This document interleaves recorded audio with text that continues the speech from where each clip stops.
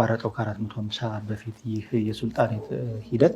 ከዛ ባሻገር እንግዲህ አርጎባዎች እሱም ቀደም ብሎ እንደገለጸው በአማራ ክልል ወሎ አካባቢ፣ አፋር ክልል እንዲሁም ኦሮሚያ እና ሀረር ሶማሌ ይኖራሉ። ተበታትነው ነው የሚኖሩት እና ለምን ነበር የተበታተኑት? በምን ምክንያት ነው እንደዚህ ሊበታተኑ የቻሉት? እና ከዛ ባሻገር እንግዲህ የአርጎባ ማህበረሰብ የትልቅ ስልጣኔ ባለቤት ነው እና ለእስልምና ትልቅ አሻራ ያለው እንዲሁም ኢትዮጵያን በመገንባት ሂደት ውስጥ ትልቅ አሻራውን ያኖረ ማህበረሰብ ነው።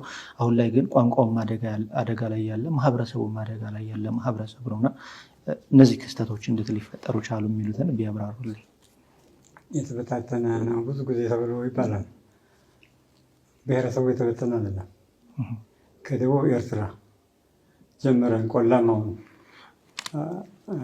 የአፋርን ድንበር ተከትለን ስንመጣ ያለው ይኸው ብሔረሰብ ነው። አሁን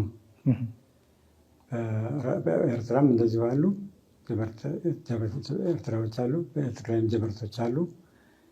አዶ ከበረ የሚባል በትግራይ ራያ ውስጥ እንደዚሁ ይመጣና ወረባቦ ይገናኛለን። ከራያ በኋላ ይሄ ህዝብ አርጎባ ነው። አሁን በዛም ሌላ እንትን ቢኖር አሁን ራያ ውስጥ ዶባ ነው የሚሉት። ዶባ አንዱ የአርጎባ ጎሳ ነው፣ የውስጥ ጎሳ ነው እና ከኤርትራ ጀምረን እንግዲህ እየነገርኩ ነው። አፋር ድንበር ተከትለህ ትመጣለህ። ወረባቦም ስትደርስ ወረባቦ ብዙዎች ቀበሌዎች ከኦሮሞ ጋር አሁን አርጎባዎች ናቸው። በጫሌ አካባቢ እንግዲህ ሀራ ብዙ የአርጎባ ሀገሮች መንደሮች አሉ። ከዛ ባቲ ነው የምንደርሰው።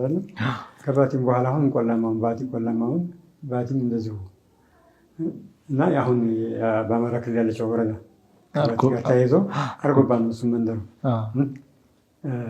የመብት ማግኘት በሌላ የመከለል ችግር ነው እንጂ ህዝቡ አንድ ነው። ከዛ ቀጥለን ከባቲ ጀምሮ እስከ ምንጃር ሰሜን ሸዋ ደቡብ ወሎን ጨርሰን ሰሜን ሸዋ ምንጃር ድረስ ወጥ ነው። ከዛ ቀጥሎ ማን ነው የሚኖረው? ልክ መተሐራን ስንሻገር አንጨር ነው። አንጨርም አርጎባ ነው። በአንድ መስመር ነው ያለው። ከአንጨር ቀጥለን ያለው ማን ነው? ጨርጨር ነው።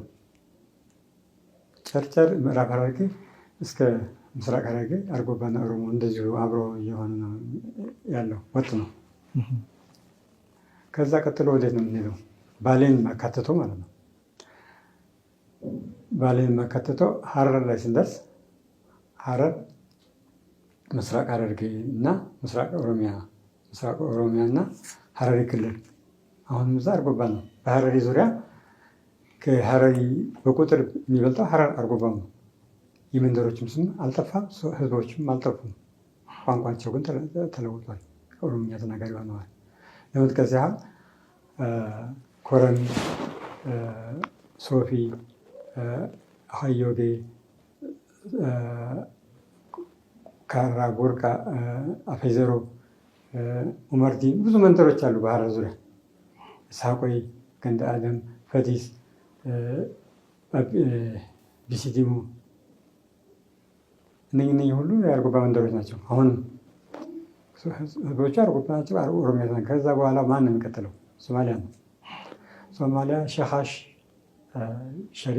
ሸሪፋ፣ ጀበርት የሚባሉ ማን ነው? እስልምና ሊያስተምሩ ሄደው እዛው የቀሩት እነሱ ናቸው ማለት ነው። እና በሄደበት አካባቢ መስሎ የመቀመጥ ባህሪ ስላለው ብቻ ነው ህዝቡ እንዳለ ነው፣ ተቆራርጦ አይደለም። እና በዛም በሶማሌም እንደዚሁ ነው፣ በሐረሪም እንደዚሁ ሆኖ እንትኑም ደግሞ ቀጥሎ የጠየቀኝ ስርወ መንግስቱ የኢፋት ስርወ መንግስት 6 ግዛቶች ነበር፣ 7 ግዛቶች አሉት። ኢፋት የሚባለው ግን ከዛ ውስጥ አንዱ ኢፋት ነው። ሸርሃህ፣ አርባቢኒ፣ ዳውሮ፣ ሀዲያ፣ ባሌ፣ ደራ እና ኢፋት የፖለቲካ ማዕከሉ ሲሆን ሌሎቹ እንግዲህ የሱ ግዛቶች ናቸው፣ እስላማዊ ግዛቶች ናቸው። እነኚህ በኢፋት ግዛት ውስጥ ማን ነበር? አርጎባ፣ ሐረሪ፣ ኦሮሞና አርጎባ፣ ሐረሪ፣ አፋርና ሶማሌ ኢፋት ነው። ኢፋት በሚለው ክልል ውስጥ ነው ያሉት። አሁን ኢፋት ከሰባቱ አንዱ አይደለም። በኢፋት ዘይላ ራሱ አሁን የኢፋት ቀበሌ ነች። ኢትዮጵያ ወልዑረባ ወልኢስላም አልሐረር ወሱማል ታቢአቱን ሙዲረቲ ኢፋት ብሎ ነው የሚናገረው እና ብዙ መረጃዎች አሉ። እና ድሮ በሚያስተዳድራቸው ሀገር ላይ ድሮ ንግድ በሄደበት ላይ ያው እዛው ቀርቷል፣ እዛው አገር መስርቷል። ህዝቡ ምንም ተያይዞ የሄደ ነው። እዛ ድረስ የተለያየ ህዝብ አይደለም።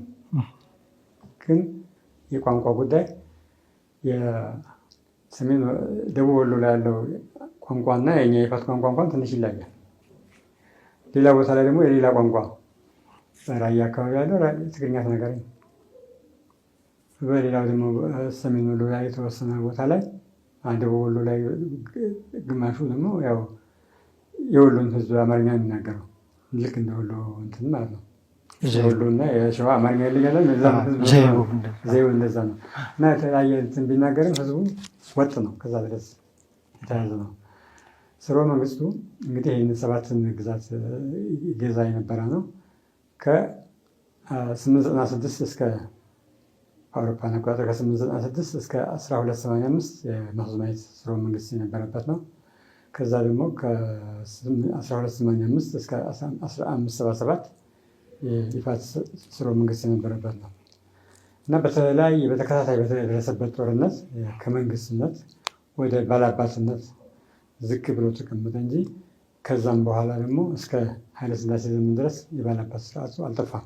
በዛን ሰዓት ላይ ሰይድ ፈቂ አህመድ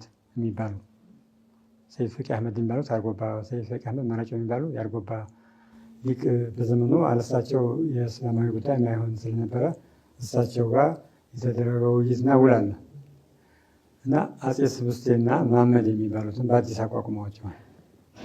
በአጼዎቹ በኩል ስብስቴን፣ በእንትኖቹ በኩል መሐመድ እና ሲያዋውሏቸው ሁለታቸውም ወደፊት የከመጣቸው እናንተ በጉልበት እኔ በጸሎት ከተጋገፍን ነው አገር ለመያዝ እንበቃለን እና አንተም ስብስቴ ምንም ታድጋለህ ከፍ ትላለህ፣ ምንም ከፍ ብትል ብታድግም የእስላም ሃይማኖት ላትነካ፣ አንተም ሙሉ አንተም ቆላውን ታስተዳድር፣ ሌላ ነገር እንዳትፈልግ ብለው መሐመድን ውል ይተዋወሉበታል። የወሎ መሐመዶችም መነሻ እሱ ነው። የኢፋት ላይ ያለ መሐመድ ማለት ራስ መሐመድ እና በአዲስ አበባ ውሏቸው እስከ ምንጃር ድረስ ያለው ከምንጃር እስከ ሻወሮቢት ያለውን ነገር ከጎበኙ በኋላ ደሳቸው በቃ ይህን መሬት ሰጥቻለሁ ብሎ አጼው ሲናገር እኔ መሬት ይዞታ በጥቅል ይዞ የመቀመጥ ስራ አይደለም፣ የዚህን ስራ የሚመለከታቸው ወራስሞች ናቸው፣ መሐመድን የሚመለከተው ሲሉት እንግዲያው ከየአንዳንዱ መልከኛ ላይ አንስተህ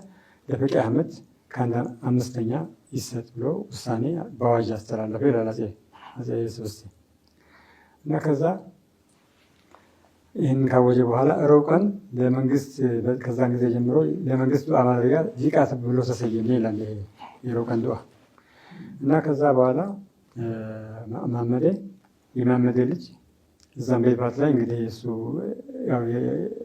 በርጩማ የሚባል ነገር አለ። አሁን ጊዜ የምክር ቤት ወንበር እንደሚባለው መቀመጫ የሁላትሞች በርጩማ ጨርጨር፣ አንጫር፣ ጉሳ የሚባል ኢፋት ላይ ነው። ብዬ ሁሉ እንደገና 40 በቅሎ 40 ፈኖ የሚባል የመቀመጫ ቦታ አላቸው። እዚህም ያሉትን ከመደቡ በኋላ የመሐመድ ቤተሰቦች ማለት ነው። ሌላው ደግሞ ወላስማ መሐመድ ልጅ አንደኛው ወላስማ ካሱ የሚባለው ደቡብ ወሎ ላይ ራስ አሊ አባት ማለት ነው። እሱ ማን ይወልዳል? ራስ አሊ ነው የሚወልደው የወላስማ መሐመድ ልጅ። ራስ አሊ ደግሞ ሚካኤልና ንጉስ ሚካኤል በኋላ መሐመድ አሊ የነበረውን ሚካኤልና መርዬን የምትበላዋ ከሱ ትወለዳለች ከራስ አሊ እና መርዬ አሁን የመርዬ ልጆች እኛ ጋር ናቸው ያሉት። በአጋጣሚ ሆኖ ለአያቶቼ አያት ናት መርዬ የምትበላዋ።